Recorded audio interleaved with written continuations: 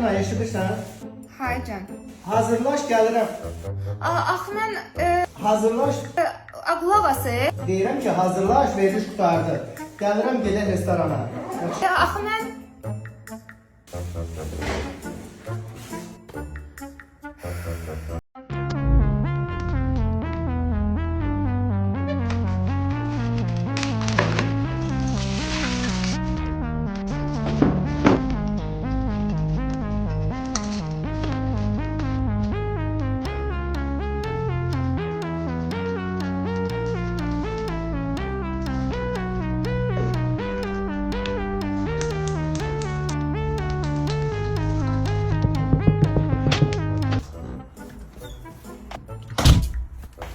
Hazır dursan biraz.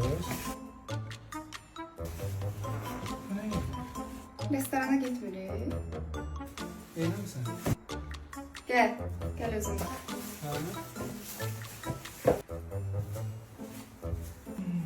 Bu neydi belə? Gəl bax da.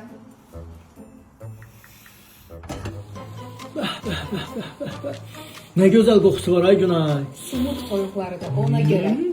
Əsnə. Yey. Ne oldu?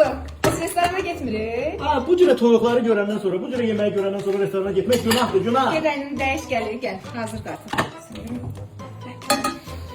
Doğrudan qoxusu gözəldir ha. Özüm hazırlamışam deyə demirəm. Simul xanımların üzünü ağardır. Sağ olsun.